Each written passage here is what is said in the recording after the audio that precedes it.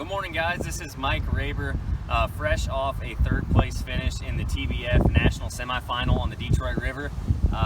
It was this past weekend. We had some really cold weather last week and a nasty storm front that really kind of played to my advantage and pushed the fish into where I was doing most of my fishing. But the water was really dirtied up, which definitely changed the dynamic of that place. But I honestly had two of the most incredible days of tournament fishing I've ever had in my life as far as numbers go. I mean, I caught easily 200 fish in those 2 days. And if you like the Detroit River, you want to go experience it, now is the time. Like these next, I don't know, I mean 3-4 weeks, it will be just phenomenal. Regardless of what the weather does, those fish are there and the bait is there, and it's a really good time. But I just want to talk to you guys kind of about a few different things I did, because I caught fish. I weighed 10 fish in 2 days off of probably 8 different spots, off of probably 8 different lures. So I do a lot of different things on that place. I've spent a lot of time there and learned a lot. But just on the beginning, so when I first got there for practice Friday morning, the water was extremely muddy, like I said, and I wanted to check some of the shallow stuff I have in the river. And for that, I caught a lot of good fish on a chartreuse painted spinnerbait. So I actually lost the one I was catching most of them on, which was a war eagle. And this is also a war eagle, but this is chartreuse white. The one I was using was a 3/4 ounce double chartreuse blades. But you know, anything with that bright color is good in that muddy water, because the smallmouth is still a sight feeder. So a lot of that shallow stuff in the river, like shallow rock bars, grass lines, even around some docks and seawalls, the spinnerbait was getting really big bites Friday and early Saturday morning, the first day of the tournament. This is what I caught. I mean, I had a limit in like 10 minutes that weighed about 17 pounds, and I caught all those fish on a spinnerbait.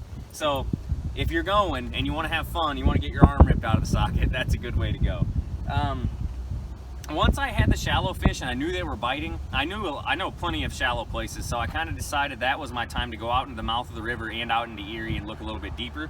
And I use my side imaging a lot to locate different rocks and different features where the fish were holding and to look for bait.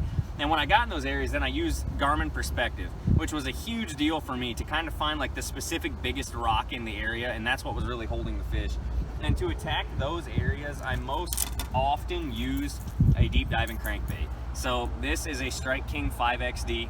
I caught most of my fish on the 5XD, to be honest. But the key this week, that isn't always the case there, was that my bait had to be digging in the rocks. A lot of times the fish will be up some and you can catch them, but since the water was dirtier, they were really sucked down deep.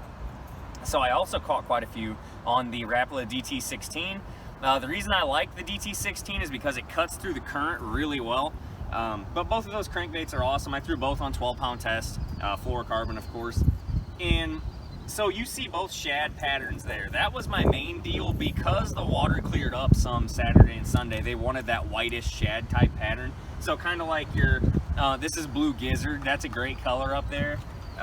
This is olive shad. That's another phenomenal color up on that system. But here's a lesson. Friday in practice, it was very muddy. So when I found these places, like on Lake Erie, I found two separate rocks. Each rock had like 40 smallmouth on it. And the way I was catching those fish, because that water was dirtied up, was with a gaudy, nasty chartreuse crankbait. So this one is Pineapple Smash. This one is chartreuse blue splatterback. Awesome colors for that really dirty water. And again, they're smallmouth. Chartreuse is a trigger for them. So don't be afraid to go with the nasty colors when the water gets dirty. The other lesson I learned from last week's BFL was that I have to stop losing crankbait fish. So I was messing with my hooks a ton for this tournament. I settled on a hook that we will be showing you in depth soon. We don't have a ton of them yet, but they are coming. And that is a new short shank option from Owner. They are on this DT16 right here. I am thoroughly impressed. I love these hooks, and I'll probably be putting them on all my lipped crankbaits from now on. But I also caught several of my big fish with the standard old KVD triple grip. I've tried to not like these hooks for whatever reason, but man, they're just solid. Like, they just work really well in a situation where the fish are actually eating the bait for keeping them pinned, especially when they come up and tail walk 3 feet in the air 5 times during a fight. So get you some triple grip trebles on those crankbaits, and cranking is a way to catch big ones in the fall, especially up there. On those same places though, if the crankbait bite was dying or I wanted to milk a few more fish out, I would go to a 1/2 ounce tube. So you just can't fish that body of water without getting into a tube. This one is absolutely chewed up. I don't know if you can see it or not, but it's destroyed. Yesterday I caught one of my best fish on a tube. So these were just clean spots in the grass. That's all I was finding. And they were loaded with fish. So when I would find those, once I'd catch 20 fish or so on a crankbait, I'd throw the tube in there, and a lot of times I catch my biggest fish on something on the bottom like this tube. So that is a Bite Me 1/2 ounce Magnum Big Dude Head, and we've got these. They make them with a 4/0 hook now. It is the best tube hook there has ever been for throwing a tube on a bait caster, bar none. I'm super impressed with it, and I'm just happy to have them in my arsenal. So in the mouth of the river, I also caught several of my fish on a drop shot, as everybody could probably guess. So that is a Z-Man scented jerk shad. You can see here.